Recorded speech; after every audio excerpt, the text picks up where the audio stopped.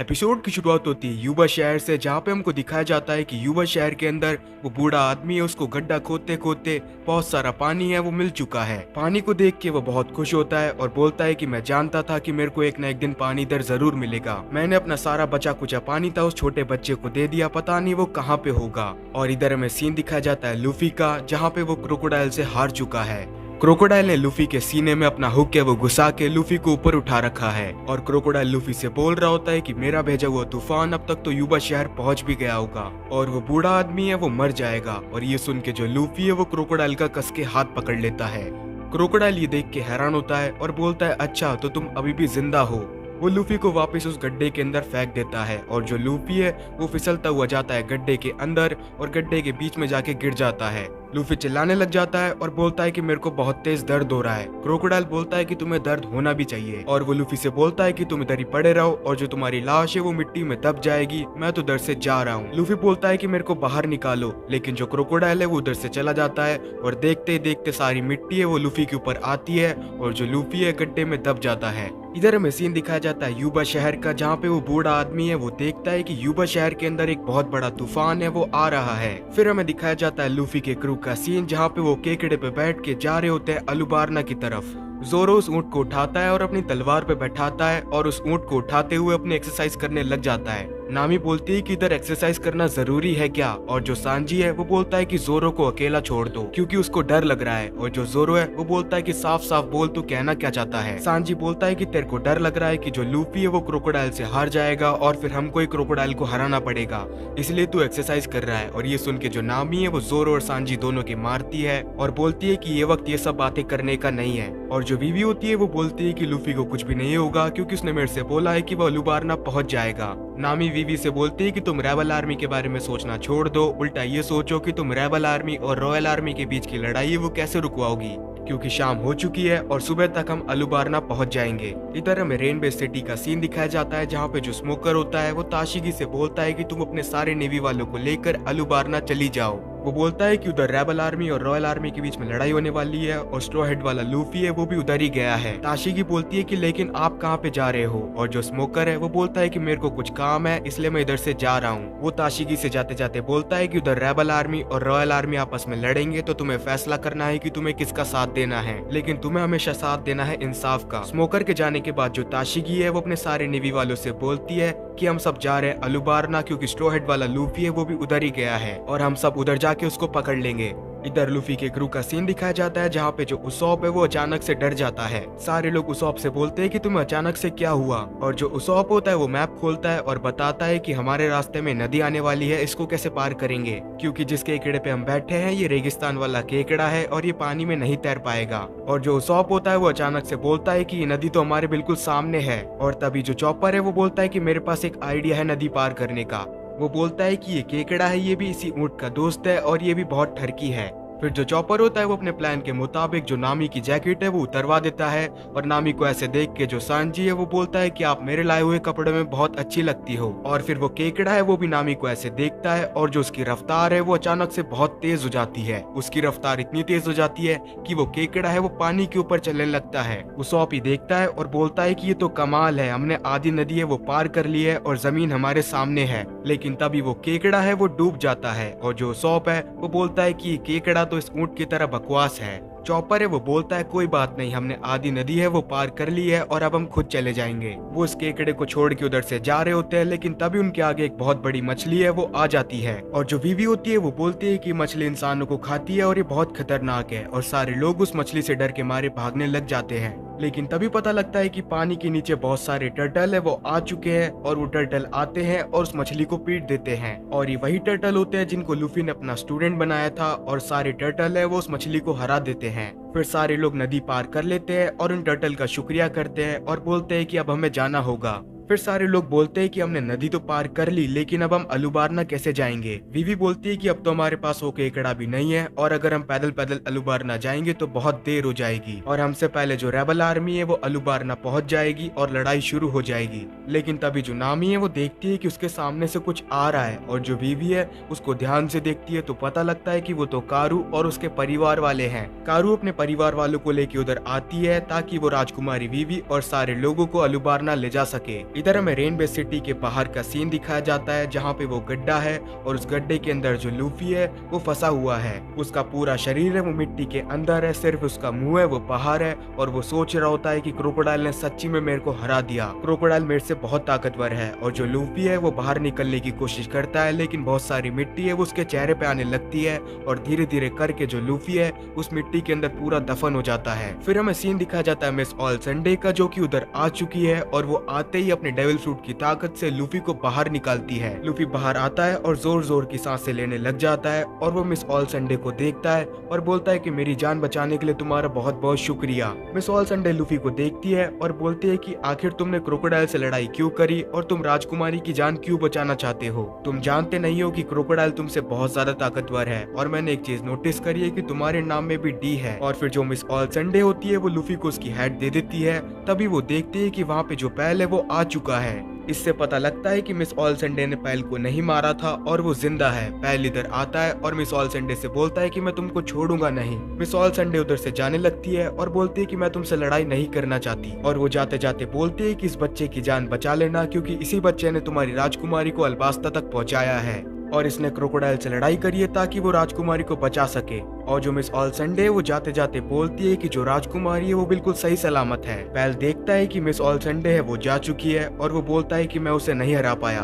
तभी वो देखता है कि जो लूफी उसने उसका हाथ पकड़ लिया है और लूफी उसका हाथ पकड़ के बोलता है कि मेरे को मीट खाना है, मेरे को बहुत भूख लग रही है। इधर हमें सीन दिखाया जाता है रेबल आर्मी का जो कि बढ़ रही होती है अलुबारना की तरफ और जो कोजा है वो बोलता है कि हम कल सुबह तक अलुबारना पहुंच जाएंगे और फिर मैं उस राजा को छोड़ूंगा नहीं। इधर हमें अलुबारना का सीन दिखाया जाता है जहाँ पे अलुबारना के सारे सैनिक है उनने तैयारी चालू कर दी है रेबल आर्मी से लड़ाई करने की। उन्होंने अपने तोप और सारे हथियार है वो निकालना चालू कर दिए हैं और जो चाका होता है वो अपने सारे सैनिकों से बोलता है कि जितने भी सारे शहर वाले हैं उनको बोल दो कि शहर छोड़ के चले जाएं क्योंकि मैं नहीं चाहता किसी की भी जान जाए। और चाका के ऑर्डर पे जितने भी सारे अलुबारना वाले हैं वो अलुबारना को छोड़ के जा रहे होते हैं और बोलते हैं कि कल सुबह तो उधर लड़ाई चालू होने वाली है, हमें इधर से निकलना होगा। और इधर हमें सीन दिखाया जाता है कि अलुबारना के अंदर ही जितने भी सारे बारोकवर के एजेंट हैं उन्होंने असली राजा को पकड़ के रख रखा है और जो राजा है वो मन ही मन सोच रहा है कि अब सब तो चाका और पैल के हाथों में है, अब वही अल्बास्ता को बचा सकते हैं। और इधर हमें सीन दिखाया जाता है लूफी के क्रू का जो कि बढ़ रहे होते हैं अलुबारना की तरफ सारी बतखों पे बैठ के। और इधर ताशिगी और जितने भी सारे नेवी वाले हैं वो अलुबारना के लिए निकलने के लिए तैयार होते हैं। फिर हमें बताया जाता है कि सभी तरफ से सारे लोग हैं वो अलुबारना ही आ रहे हैं। और फिर हमें सीन दिखाया जाता है अल्बास्ता के नानोहाना शहर का जहाँ पे एक अजीब सा आदमी है वो आ चुका है उधर। और ये अजीब सा आदमी और कोई नहीं ईगाराम है। लेकिन हमने एपिसोड 67 में देखा था कि जो मिस ऑल संडे है उसने ईगाराम को मार दिया था। लेकिन हमें पता लगता है कि जो ईगाराम है वो जिंदा है और वो अल्बास्ता आके बोल रहा होता है कि आखिरकार मैं अल्बास्ता पहुंच ही गया। फिर हमें सीन दिखा जाता है लूफी और पैल का जहाँ पे जो पैल होता है वो लूफी की मीट वाली बात सुन के बड़ा ही हैरान होता है। वो बोलता है कि बच्चा पूरी तरह से घायल पड़ा है लेकिन फिर भी इसको मीट खाना है। पैल बोलता है कि मैं तो उस लड़की से ही हार गया तो ये बच्चा क्रोकोडाइल को कैसे हराएगा। लेकिन तभी जो लूफी होता है वो पैल का हाथ पकड़ लेता है और बोलता है कि क्रोकोडाइल ने जो भी किया है उसको उसकी कीमत चुकानी पड़ेगी। और पैल लूफी की ये बात सुन के बड़ा ही हैरान होता है। इधर हमें सीन दिखाया जाता है रेबल आर्मी का जहाँ पे सुबह हो चुकी है और जो कोजा होता है वो रेबल आर्मी से बोल रहा होता है कि बस 30 मिनट में हम अलुबारना पहुंचने वाले हैं। और ये सुन के सारे रेबल आर्मी वाले हैं वो चिल्लाने लग जाते हैं। इधर अलुबारना के अंदर जो चाका है वो अपने सारे सैनिकों के साथ तैयार होता है रेबल आर्मी का सामना करने के लिए। और लूफी का क्रू है वो भी बढ़ रहा होता है अलुबारना की तरफ बड़ी ही तेजी से। फिर हमें दिखाया जाता है कि जितने भी सारे बारोकवर के मेंबर है वो भी अलुबारना की शुरुआत में खड़े हैं ताकि वो लूफी के क्रू के साथ आने वाली राजकुमारी को मार सके।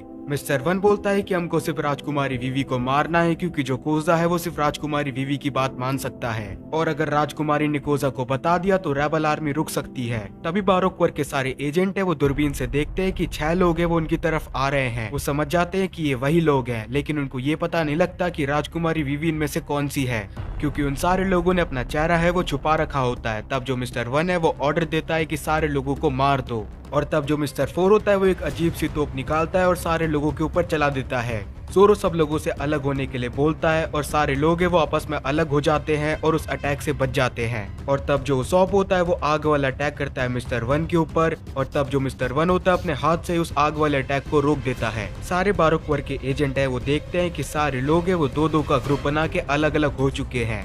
वो सारे लोग अलग अलग रास्ते से घुसने वाले होते हैं अलुबारना के अंदर। दो लोग हैं वो घुस जाते हैं मेन गेट से और दो लोग हैं वो घुस जाते हैं पीछे के गेट से। और सारे बारोक वर्ग के एजेंट है वो भी आपस में बट जाते हैं और मिस्टर 1 और मिस डबल फिंगर पीछा कर रहे होते हैं दो लोगों का, और मिस्टर 2 है वो पीछा कर रहा होता है अकेला दो लोगों का, और मिस्टर 4 और मिस मैरी क्रिसमस है वो भी दो लोगों का पीछा कर रहे होते हैं। फिर सारे क्रू मेंबर्स है वो अचानक से भगते भगते रुक जाते हैं, और जो मिस्टर 2 है वो देखता है कि रुक क्यों गए। इधर जो मिस्टर 1 और डबल फिंगर है वो भी ये देख रहे होते हैं कि सारे लोग रुक चुके हैं, और मिस मैरी क्रिसमस और मिस्टर 4 है इधर भी सारे लोग हैं वो रुक चुके हैं। और फिर सब लोग अपना कपड़ा हटाते हैं और अपना चेहरा दिखाते हैं बारोक वर्ग के एजेंट्स को, और वहाँ पे सब लोग होते हैं ज़ोरो, सांजी, नामी, लेकिन वहाँ पे राजकुमारी वीवी है वो नहीं होती। उसकी जगह पे वहाँ पे वो ठरकी ऊँट है वो होता है। मिस्टर 2 है वो देखता है कि वो जिनका पीछा कर रहा था वो तो एक ऊँट और एक आदमी है, और इधर मिस्टर 1 और मिस डबल फिंगर है वो देखते हैं कि वहाँ पे ज़ोरो और नामी है, और मिस्टर 4 और मिस मैरी क्रिसमस है वो भी देख रहे होते हैं कि वहाँ पे एक अजीब सा रेनडियर और एक आदमी है, वहाँ पे राजकुमारी वीवी है वो नहीं है। और इधर हमें सीन दिखाया जाता है राजकुमारी वीवी का, जो कि सब लोगों के साथ नहीं आई है, वो दूर खड़ी है और इंतजार कर रही है रेबल आर्मी का। और इधर महल के ऊपर जो चाका होता है वो भी इंतजार कर रहा होता है रेबल आर्मी का। फिर जो राजकुमारी और कारू है वो बीच मैदान में जाके खड़ी हो जाती है रेबल आर्मी के रास्ते में। फिर राजकुमारी वीवी को कुछ दिखाई देता है, वो देखती है कि रेबल आर्मी है वो आ रही है उसकी तरफ, और जो रेबल आर्मी होती है बड़े ही गुस्से में चिल्लाते हुए आ रही होती है अलुबारना की तरफ। कोजा रेबल आर्मी से बोलता है कि अपना गुस्सा ठंडा मत होने देना।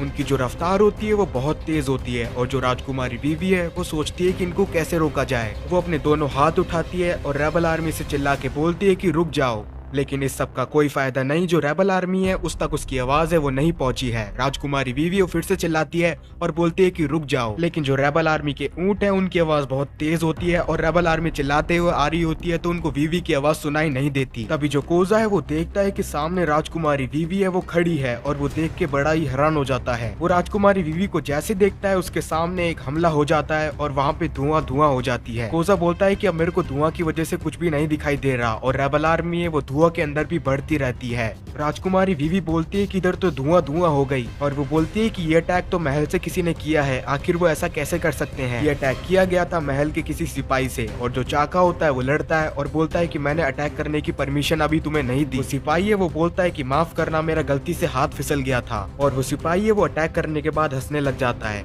और फिर हमें दिखाया जाता है कि उसके हाथ पे बारोक वर्ग का टैटू बना हुआ है। इसका मतलब राजमहल के सिपाहियों के बीच में बारोक वर्ग के मेंबर है वो मिले हुए हैं। और इधर धुआं के अंदर जो राजकुमारी वीवी है वो रेबल आर्मी को रोकने की कोशिश कर रही है। जो कोजा है वो सोचता है कि शायद वो मेरा वहम था कि वहाँ पे राजकुमारी वीवी थी। और इधर जो राजकुमारी वीवी है वो कोजा को आवाज लगा रही होती है और सारे रेबल आर्मी वालों से बोल रही होती है कि रुक जाओ, लेकिन जो कोजा होता है वो बहुत तेजी से बढ़ रहा होता है अलुबारना की तरफ। और जो कोजा होता है वो राजकुमारी के बिल्कुल बगल में से निकल जाता है। वो राजकुमारी को नहीं देख पाता, और राजकुमारी है वो कोजा को देख लेती है कि उसके बगल में से निकल चुका है। फिर पीछे से रेबल आर्मी आती है और वो राजकुमारी को नहीं देख पाती, तो वो राजकुमारी को कुचल के चली जाती है। कोजा अपने दोस्तों से बोलता है कि डरने की जरूरत नहीं है, ये हमारा कुछ भी नहीं बिगाड़ पाएंगे। और जो चाका है वो देखता है कि रेबल आर्मी है वो उनकी तरफ ही आ रही है। वो अपने सैनिकों से बोलता है कि यही हमारा मौका है। वो बोलता है कि तोप चला दो, और सारे सैनिक है वो रेबल आर्मी के ऊपर तोप चला देते हैं।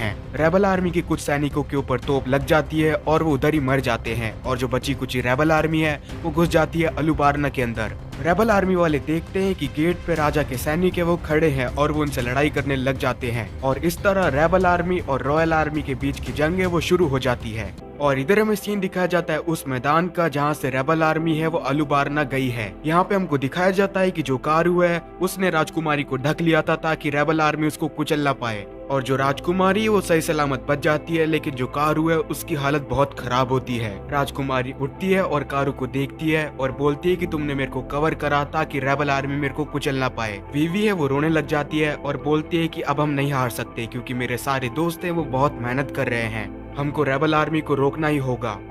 तभी वहाँ पे उसॉप आता है और वीवी से बोलता है कि जल्दी से घोड़े पे बैठ जाओ, मैं रेबल आर्मी के पास तुम्हें लेके चलता हूँ। राजकुमारी वीवी बोलती है कि पर कारू को कैसे लेके चलेंगे, और जो उसॉप है वो बोलता है कि इस पागल बतख को इधर ही छोड़ दो। राजकुमारी वीवी को कुछ अजीब सा लगता है क्योंकि वो जानती है कि जो कारू और उसॉप है वो बहुत अच्छे दोस्त हैं। राजकुमारी मन में सोचती है कि उसॉप कारू के लिए ऐसा कभी भी नहीं बोलेगा।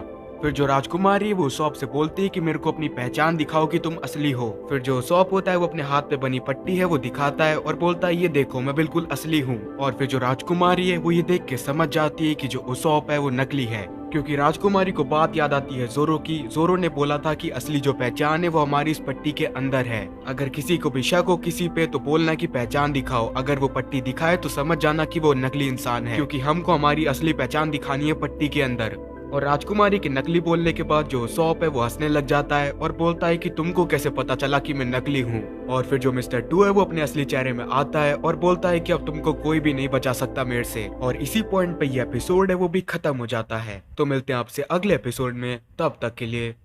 वैसे कहने को है बातें पर मन में तब पता चला आया